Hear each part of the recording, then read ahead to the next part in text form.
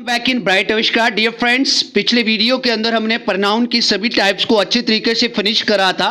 एक examination point of view से सभी एग्जांपल्स रूल्स को देखा था। आज की इस वीडियो के अंदर हम नरेशन को शुरू करने जा रहे हैं और आज की इस वीडियो के अंदर बेसिक के साथ साथ नरेशन क्या होता है, सेंटेंस रिपोर्टेड स्पीच क्या होता है, वर्ब ऑफ रिपोर्टेड स्पीच क्या होता है, रिपोर्टिंग वर्ब क्या होता है, ये सभी हम इस वीडियो के अंदर देखेंगे। यानी इंट्रोडक्टिव पार्ट भी देखेंगे नरेशन का। उसके बाद इसके अंदर एक टिप्स और ट्रिक्स के साथ पार्ट नंबर 1 जो इस वीडियो के अंदर हम कवर करेंगे उसके बारे में भी अच्छे तरीके से डिस्कस करेंगे, डिटेल से कुछ एग्जांपल्स को देखेंगे और हर एक रूल को एक ट्रिकी वे में, एक ग्रामर की पूरी तरीके से, एक ग्रामेटिकली वे से और एक एग्जामिनेशन पॉइंट ऑफ व्यू से जितनी भी एग्जांपल्स हैं उन सभी को अच्छे तरीके से हम इस वीडियो के अंदर कवर करेंगे। इसीलिए आप सभी से यही रिक्वेस्ट है कि आप अपने लिए इस वीडियो को देखें और किसी के लिए वीडियो को ना देखें। और अगर अभी तक आपने इस चैनल को सब्सक्राइब नहीं किया है, please subscribe this channel and press the bell icon so that you can get notification of new video. और दोस्तों, आप टेलीग्राम ग्रुप के ऊपर भी ज्वाइन कर सकते हैं हमें, अगर आप चाहते हैं कि टेलीग्राम ग्रुप के ऊपर ज्वाइन करें ताकि वहां पे आपको रेगुलर बेसिस वीडियोस के साथ साथ आपके नोट्स भी आप तक पहुंचाए जाते हैं और आप उनका बेनिफिट ले सकते हैं। So without delay let's get started और टुडेज वीडियो। आज की वीडियो के अंदर हम नरेशन को पढ़ने वाले हैं। सबसे पहले देखते हैं कि वास्तव में ये नरेशन भला क्या है, ये होता क्या है, कहां से आया, इसका मतलब क्या है। नरेशन इन इसका क्या मतलब है। देखो, सिंपल सी अगर मैं बात आपको बताऊं, नरेशन ऐसे वर्ड्स, यानी एक सिंपल सी बात करें, वट एवर वी स्पीक, जो भी हम बात करते हैं या बोलते हैं वो आपकी स्पीच होती है और स्पीच को ही नरेशन कहा जाता है। सिंपली वर्ड्स में कहता हूं कि एक स्पीकर जो होता है वो अपने वर्ड्स को रखता है, अपने शब्दों को रखता है, उन्हें हम क्या कहते हैं, उनकी स्पीकर की जो वर्ड्स होते हैं, स्पीकर जो बातें करता है उन्हें हम क्या कहते हैं, वर्ड्स। और वर्ड्स का मतलब बातें, और यहाँ पे जिसके इन स्पीकर अगर कुछ बोल रहा है जिसका मतलब वो स्पीच दे रहा है, यानी स्पीच का मतलब नरेशन होता है। यानी whatever we speak or talk is called speech or narration. कुछ भी हम बोलते हैं या बात करते हैं, जो भी हम अपने मुंह से बोलते हैं या एक बंदे को दूसरे बंदे को सुनाते हैं, तो वो सभी के सभी क्या होते हैं, नरेशंस होते हैं। देखो, अगर मैं आपको सिंपल सी भाषा में अगर इसको और समझाऊं, यानी नरेशन का मतलब चुगली करना। चुगली करना यानी आपको एक बात पता चले और आप वो बात किसी दूसरे को बताओ, वो किसी तीसरे को बताए, तो उसी को हम क्या कहते हैं, नरेशन कहते हैं। और नरेशन का दूसरा नाम आप चुगली करना भी रख सकते हैं। क्योंकि आपको कोई बात पता लगी, अगर मैं आपको कुछ कहता हूं, आप कहोगे कि राकेश सर ने हमें ये कहा था, वो ये कह रहे थे, तो इस तरीके से ये किसके अंदर आता है, नरेशन के अंदर आता है। और नरेशन को ही रिपोर्टेड स्पीच भी कहा जाता है। यानी रिपोर्टेड स्पीच जो होता है वो नरेशन के अंदर ही आता है। ये रिपोर्टेड स्पीच क्या होता है, इसी को नरेशन कहा जाता है। जिस तरीके से रिपोर्टेड स्पीच की टाइप्स होती हैं वो भी हम देखेंगे कौन कौन सी इसकी टाइप्स होती है और किस तरीके से नरेशन को हम डिवाइड करते हैं और कितनी टाइप्स के अंदर इसको बांटा गया है। अब बात करते हैं सबसे पहले टाइप्स ऑफ नरेशन क्या होता है। आई होप कि आपको नरेशन का मतलब सही तरीके से समझ आ गया होगा कि नरेशन क्या होता है। जो भी हम बात करते हैं अपनी डेली लाइफ के अंदर, बोलते हैं या बातचीत करते हैं, कन्वर्सेशन करते हैं, तो उसको हम क्या कहते हैं, स्पीच कहते हैं, उसे ही हम क्या कहते हैं, नरेशन कहते हैं। अगर बात करें टाइप्स ऑफ नरेशन, यानी नरेशन की कितनी टाइप्स होती हैं, तो जनरली नरेशन को दो तरीके से ही डिवाइड किया जाता है। एक तो होता है डायरेक्ट नरेशन, यानी यहां पे टाइप्स ऑफ रिपोर्टेड स्पीच भी आप रख सकते थे, तो यहां पे डायरेक्ट नरेशन को ही डायरेक्ट स्पीच भी कहा जाता है। उस तरीके से दूसरी इसकी जो टाइप होती है उसको इनडायरेक्ट नरेशन कहा जाता है। लेकिन अगर आपको इसको स्पीच के हिसाब से देखना है तो इसको इनडायरेक्ट स्पीच भी कहते हैं। यानी डायरेक्ट नरेशन को डायरेक्ट स्पीच भी कहा जाता है और इनडायरेक्ट नरेशन को इनडायरेक्ट स्पीच भी कहा जाता है। तो इस तरीके से ये हमारी टाइप्स होती है नरेशन की। अब सब टाइप्स को अच्छे तरीके से देखते हैं। यानी सबसे पहले बात करते हैं टाइप्स ऑफ नरेशन की बात करते हैं। जैसे आपको मैंने बताया, डायरेक्ट होती है और एक इनडायरेक्ट होती है। अब ये डायरेक्ट कैसे बनती है, देखो यहाँ पे डायरेक्ट को बनाने के लिए यहाँ पे जैसे रिपोर्टिंग वर्ब का काम लगता है, एक रिपोर्टर का काम लगता है, रिपोर्टेड स्पीच का काम लगता है, वर्ब ऑफ रिपोर्टेड स्पीच का काम लगता है। अब यहां पे हम सभी देखेंगे कि यहां पे रिपोर्टिंग वर्ब क्या होता है, रिपोर्टेड स्पीच क्या होती है और डायरेक्ट की क्या पहचान होती है। अब देखो, कभी भी हम किसी को कहते हैं कि उसने मुझे कहा था, कि मैं आजकल कॉलेज नहीं जाता। उसने मुझे कहा था कि मैं कॉलेज नहीं जाता। वह लड़की मुझे कहती है कि वो लड़का मुझे परेशान करता है। तो यहां पे इसको डायरेक्ट के अंदर रखेंगे। जैसे आपके पास एग्जांपल रखी है, ही सेज टू मी, वह मुझे कहता है, आई एम लर्निंग इंग्लिश, कि मैं इंग्लिश सीख रहा हूं। He says to me. तो यहां पे एक बात याद रखें कि जब भी आप डायरेक्ट नरेशन की बात करें, देखो अगर मैं तब आप इन्वर्टेड कामास का जरूर यूज करें। मैं आपको फिर से बता दूं, जब भी आप डायरेक्ट की बात करें उसके अंदर इन्वर्टेड कामास का जरूर यूज करें।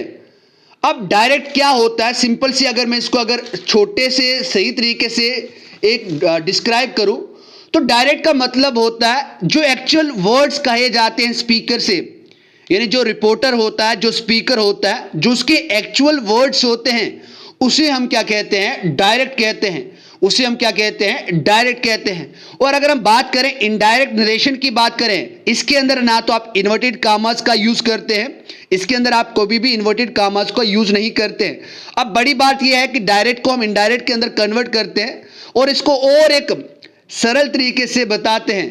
तो इनडायरेक्ट का मतलब होता है when the substance of the speakers actual words, जो एक स्पीकर्स के जो एक्चुअल वर्ड्स होते हैं वो या तो बोले जाते हैं या वो लिखे जाते हैं, उसे हम क्या कहते हैं, इनडायरेक्टली वे से, उसे ही हम क्या कहते हैं, इनडायरेक्ट नरेशन कहते हैं। जैसे he says to me I am learning English, तो ये यहां पे डायरेक्ट था।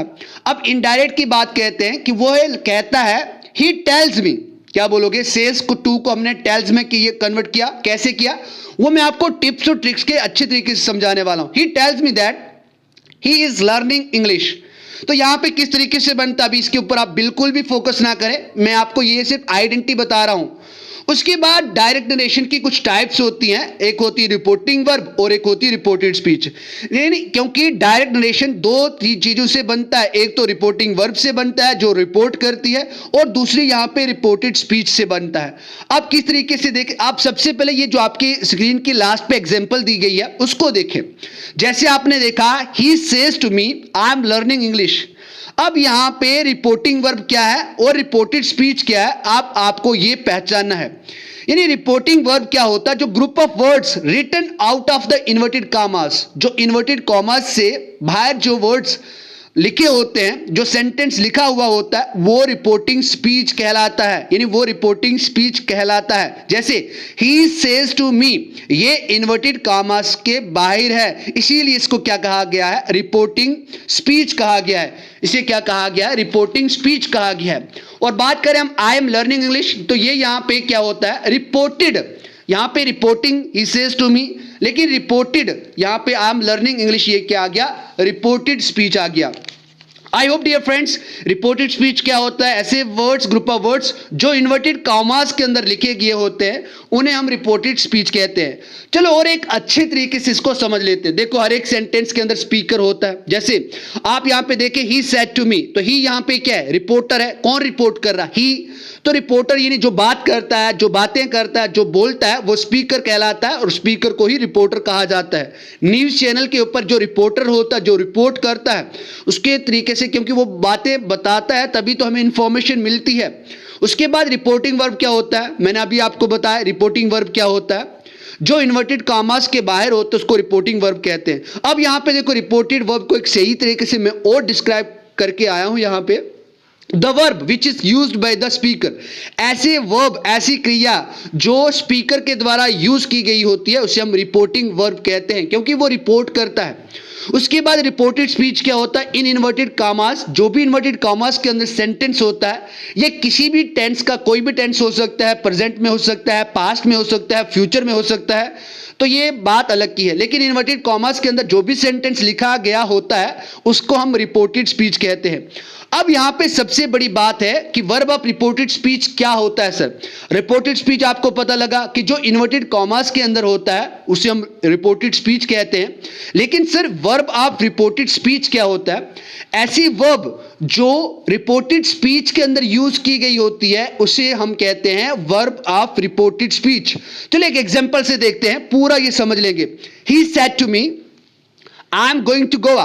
अब सबसे पहले आपको यह पहचानना है, अभी तक तो आपको पहचान आ ही गई होगी कि यहां पे रिपोर्टिंग वर्ब क्या है, रिपोर्टेड वर्ब क्या है, उसके बाद वर्ब ऑफ रिपोर्टेड स्पीच क्या है, ये तो आपको पता ही चला गया होगा। ही सेड टू मी, ये इन्वर्टेड कॉमास के बाहर है और ये वर्ब्स जो स्पीकर के द्वारा यूज की गई है, तो ये यहां पे ही said to me reporting verb आ गया। I am going to Goa inverted commas के अंदर है, इसीलिए ये रिपोर्टेड स्पीच होता है। उसके बाद देखो I am going to Goa, तो यहां पे गो के साथ आईएनजी लग के वर्ब की फोर्थ फॉर्म बन रही है, तो यहां पे गो वर्ब था, गोइंग वर्ब बन जा, तो यहां पे गोइंग वर्ब बन गया जब, तो यही इसी को क्या कहा जाता है, वर्ब ऑफ रिपोर्टेड स्पीच कहा जाता है। देखो इसी को हम एक डायरेक्ट से इनडायरेक्ट के अंदर बदलते हैं। He said to me I am going to Goa, वह मुझे कहता था, उसने मुझे कहा था कि मैं गोवा जा रहा हूं, तो यहां पे I am going to Goa उसने पास्ट में कहा था, इसीलिए हमने सेड टू को टोल्ड के अंदर कन्वर्ट करा। ये भी मैं आपको बताऊंगा, पार्ट सेकंड के अंदर इसके बारे में डिस्कस करेंगे। He told me that he was going to Goa, तो डायरेक्ट से इनडायरेक्ट के अंदर इस तरीके से बदलते हैं, ये आपको सिर्फ बताई गया है, लेकिन अब रूल्स से समझते हैं कि किस तरीके से एक टिप्स और ट्रिक्स के साथ चुटकियों में आप किसी भी डायरेक्ट नरेशन को इनडायरेक्ट नरेशन के अंदर कन्वर्ट कर सकते हैं। अब देखो यहां पे सबसे पहले डायरेक्ट से इनडायरेक्ट के अंदर कैसे कन्वर्ट करना है, तो इस वाली जो ये रूल है SON सन, यहां पे सन लड़का नहीं है, ये रूल है। ये किस तरीके से इंप्लीमेंट किया जाता है, बिल्कुल भी अब यहां से आप स्किप नहीं करना इस वीडियो को, क्योंकि ये पूरा डायरेक्ट और इनडायरेक्ट को आपको चुटकियों में सिखला देगा। देखो जब भी कभी किसी डायरेक्ट नरेशन को इनडायरेक्ट के अंदर कन्वर्ट करना होता है, तो आप यहां पे सन रूल का यूज करते हैं। आप किस तरीके से यूज करते हैं, सबसे पहले ये SON क्या है, इसको अच्छे तरीके से हम समझते हैं। जो यहां पे S है उसको सीरियल नंबर आप 1 दे दें, जो O है यहां पे इसको 2 दे दें, उसको N जो है यहां पे 3 दे दें। अब ये S किस लिए स्टैंड करता है और 1 क्या यहां पे, O क्यों है, 2 क्या है, N यहां पे क्या है, 3 का क्या मतलब है, तो ये आप सबसे पहले मैं आपको समझा देता हूं। S यहां पे subject, S for subject, O for object और N फॉर नो चेंज। अब सर ये नो चेंज क्या है, देखो मैं आपको सही तरीके से समझाता हूं। तो यहां पे सबसे पहले आप बात करें फर्स्ट पर्सन की बात करें, यहां पे जो 1 है ये फर्स्ट पर्सन को इंडिकेट करता है, और फर्स्ट पर्सन आप सभी को पता है क्या है, I और V। जब भी किसी सेंटेंस के अंदर अगर आपकी रिपोर्टेड स्पीच की बात कर रहा हूं, रिपोर्टिंग वर्ब की नहीं बात कर रहा हूं, रिपोर्टेड स्पीच की बात कर रहा हूं, उसके अंदर कोई फर्स्ट पर्सन हो तो वो अकॉर्डिंग टू सब्जेक्ट चेंज होता है जो रिपोर्टिंग वर्ब के अंदर दिया होता है। एग्जाम्पल से समझेंगे, एक बार आप लिख लें इसको। उसके बाद यहां पे जो 2 है वो सेकंड पर्सन जो यू होता है उसको डिनोट करता है। ये अकॉर्डिंग टू ऑब्जेक्ट ही चेंज होता है, यानी अगर डायरेक्ट नरेशन के अंदर कोई सेकंड पर्सन यू का यूज हुआ हो, अगर उसका इनडायरेक्ट हमें बनाना हो तो उसका जो यू होगा वो अकॉर्डिंग टू ऑब्जेक्ट, क्या रिपोर्टिंग वर्ब के अंदर कौन सा ऑब्जेक्ट यूज हो रहा है उसके मुताबिक चेंज होगा। उसके बाद थर्ड पर्सन की बात करते हैं, जैसे थर्ड पर्सन के अंदर आ गया ही आ गया, शी आ गया, इट आ गया, नेम आ गया, दे आ गया, तो इसके अंदर हम कोई भी चेंज नहीं कर सकते। ये रूल है कि ही, शी, इट और नेम को कभी भी चेंज नहीं किया जाता है जब भी हम किसको डायरेक्ट को इनडायरेक्ट के अंदर कन्वर्ट करते हैं, तो इसके अंदर नो चेंज आ गया। तो यहां पे सन का रूल ये है कि जब भी किसी डायरेक्ट से इनडायरेक्ट में अगर आपको कोई सेंटेंस बदलना हो, तो और अगर रिपोर्टेड स्पीच के अंदर आपकी फर्स्ट पर्सन की बात हो रही हो, तो फर्स्ट पर्सन इनडायरेक्ट के अंदर अकॉर्डिंग टू सब्जेक्ट चेंज हुआ होगा, जो सब्जेक्ट रिपोर्टिंग वर्ब के अंदर यूज हुआ होगा। उसके बाद ओ यहां पे सेकंड पर्सन को डिनोट करता है, यू को डिनोट करता है, ये अकॉर्डिंग टू ऑब्जेक्ट ही चेंज होता है। उसके बाद थर्ड पर्सन की बात करें, ही, शी, इट, नेम या दे की बात करें, तो इसको हम बदल नहीं सकते। एक बात यहां पे अच्छे तरीके से आप समझ लें, सबसे पहले इस इंपॉर्टेंट टेबल को देख लें। देखो आप सभी को पता है प्रोनाउन के अंदर 3 केसेस आते हैं, एक आता है नॉमिनेटिव, ऑब्जेक्टिव और पॉजेसिव केस आता है। WH फैमिली के अंदर भी इनका बहुत ज्यादा रोल रहता है, मैंने आपको 2-3 बार ये पहले भी पढ़ा लिया है। अब सबसे पहले आप इसको अच्छे तरीके से देखें, यहां पे नॉमिनेटिव के अंदर first person I, V, second person you और third person he, she, it, name और दे। यहां पे ऑब्जेक्टिव के अंदर मी और अस आ गया, आई यहां पे मी में चेंज हो गया ऑब्जेक्टिव के अंदर, वी यहां पे अस में हो गया। उसी तरीके से यहां पे मी, यहां पे माई, माइन, अस यहां पे अवर्स में या अवर में चेंज हो जाता है। यहां पे सेकंड पर्सन की बात करें तो सेकंड पर्सन यहां पे यू में चेंज होता है नॉमिनेटिव के अंदर, ऑब्जेक्टिव में भी यू ही रहता है, लेकिन जब बात करते हैं आप पॉजेसिव की बात करते हैं तो पॉजेसिव के अंदर ये यू यूअर्स में हो जाता है।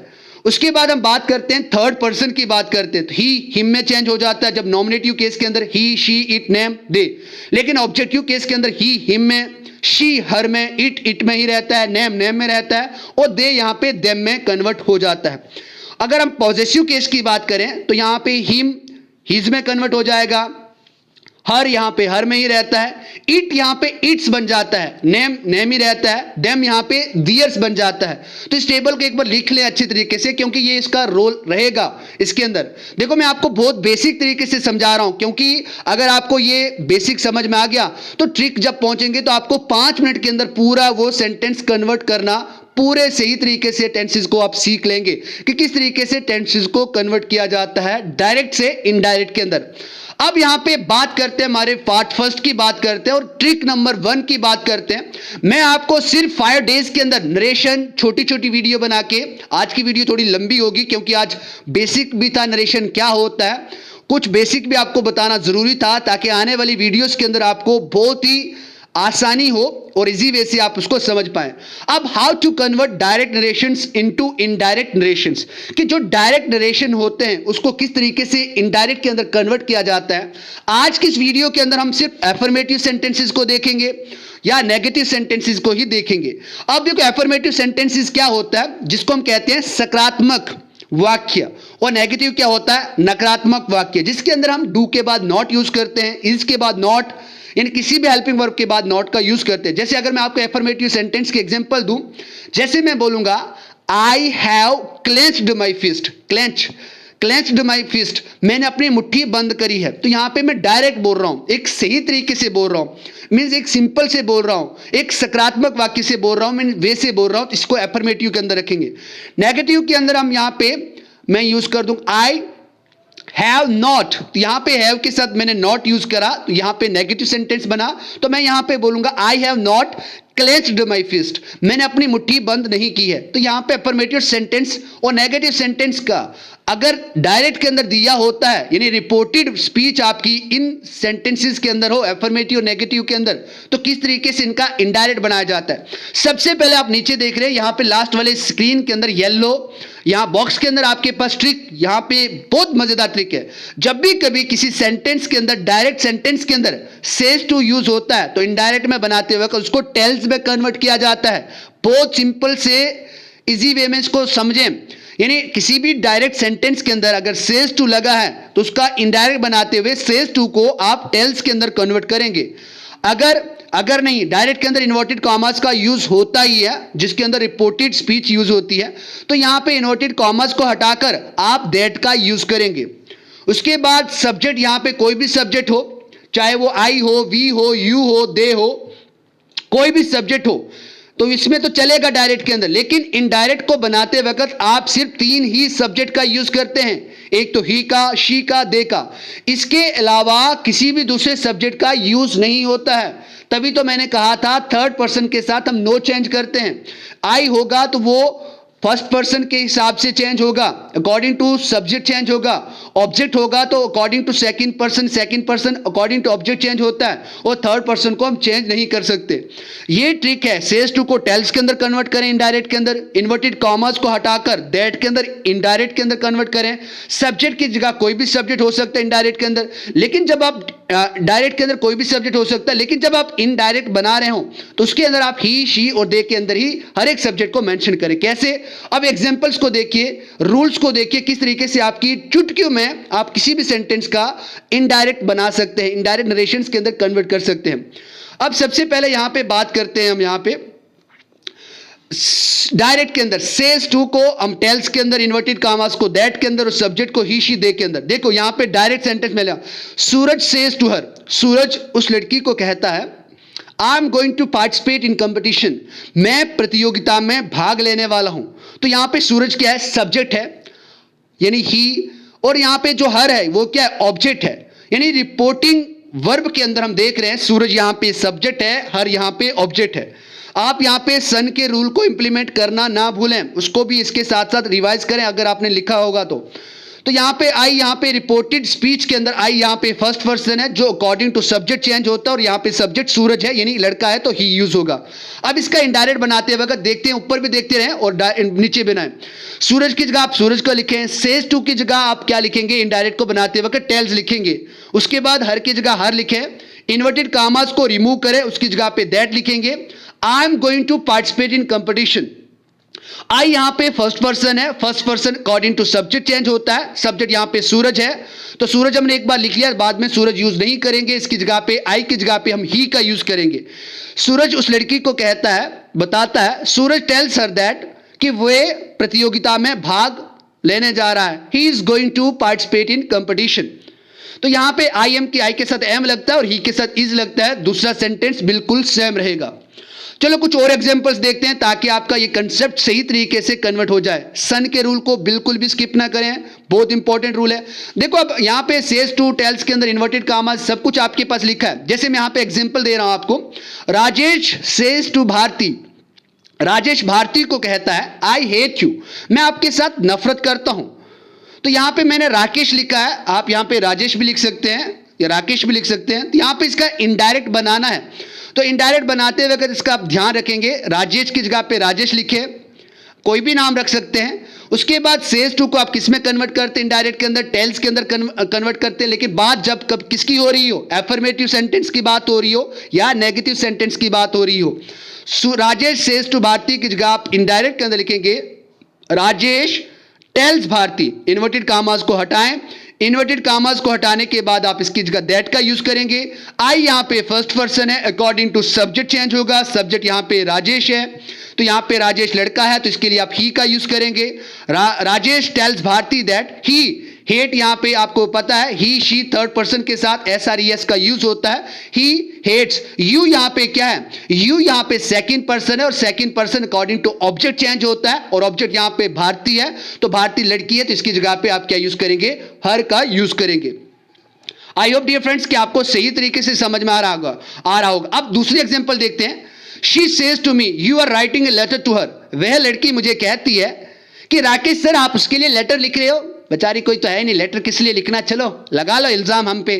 तो शी सेज टू मी, देखो सेज टू को सबसे पहले शी का शी लिखें, सेज टू को आप इनडायरेक्ट के अंदर टेल्स में कन्वर्ट करें, मी की जगह पे मी लिखें, कॉमास को हटा के यहां पे दैट लिख लें। यू यहां पे अब सेकंड पर्सन है, यू यहां पे अब सेकंड पर्सन है, यू यहां पे सेकंड पर्सन है, second person according to object change होता है, ऑब्जेक्ट यहां पे मी है। She tells me that, me यानी आपकी बात हो रही, मेरी बात हो रही तो आप अपने लिए आई का यूज करेंगे। She tells me that I am writing letter to her, वह मुझे कहती है कि मैं उस लड़की के लिए लेटर लिख रहा हूं, इस तरीके, या उस लड़की को लेटर लिख रहा हूं, पत्र लिख रहा हूं। इस तरीके से यहां पे आप डायरेक्ट से इनडायरेक्ट के अंदर बदलते हैं, बहुत ही मजा आ रहा होगा आई होप डियर फ्रेंड्स आप सभी को। उसके बाद डायरेक्ट की एक और एग्जांपल ले लेते हैं और इनडायरेक्ट में कैसे बदला जाता है वो भी देख लेते हैं। दे से टू मुकेश, वे लोग मुकेश को कहते हैं he will not go to college, वे लड़का कॉलेज नहीं जाएगा। इसका अगर आपको इनडायरेक्ट करना हो तो कैसे करेंगे, देखो ये मैंने आपको बताया था, दे यहां पे क्या है, थर्ड पर्सन है जिसकी हम चेंज नहीं कर सकते, नो चेंज, सन के रूल को अच्छे से देखें। अब दे टेल मुकेश, अब सेज टू नहीं था, दे के साथ सेज नहीं लगता, दे के साथ से लगता है, इसीलिए हमने दे एक प्लूरल है इसके साथ टेल लगाया। दे टेल मुकेश, इन्वर्टेड कामास को हटा के दैट का यूज करें। तो यहां पे ही, यहां पे थर्ड पर्सन है, थर्ड पर्सन के मुताबिक कोई भी चेंजिंग नहीं की जाती है, जो सेंटेंस जैसा है उसको ऐसा का वैसा ही रखेंगे। बस इसके अंदर सेज टू को टेल के अंदर कन्वर्ट करा, इन्वर्टेड कामास को हटा के हमने इसकी जगह पे दैट का यूज किया। कुछ और एग्जांपल्स देखते हैं, जैसे साक्षी सेज टू रोहन, साक्षी रोहन को कहती you are wasting your time, आप अपना समय बर्बाद कर रहे हैं। तो आप इसका इनडायरेक्ट कैसे बनेगा, देखो चुटकियों में बन जाएगा। सेज टू को टेल्स के अंदर कन्वर्ट करना, साक्षी टेल्स रोहन दैट यू, यहां पे सेकंड पर्सन, रोहन लड़का है तो ही लगेगा, he is wasting his time. उसके बाद यूर की जगह हिज, नॉमिनेटिव, पॉजेसिव और सब्जेक्टिव केस को, ऑब्जेक्टिव केस को अच्छे तरीके से देख ले। उसके बाद डायरेक्ट के अंदर दे से टू राम, वे लोग राम को कहते हैं he does not want to study, वो पढ़ाई नहीं करना चाहता है।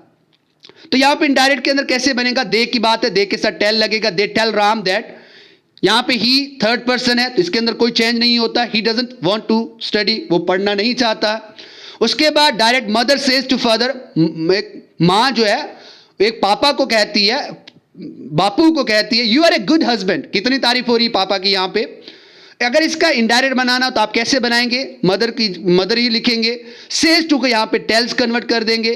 फर्दर की जगह फर्दर, इन्वर्टेड कामास को हटा के दैट। यू यहाँ पे सेकंड पर्सन है, second person according to object change होता है। ऑब्जेक्ट यहाँ पे फर्दर है, यानी कोई लड़का है यानी मेल है, तो इसकी जगह पे ही का यूज करेंगे। ही के साथ इज होता है, he is a good husband.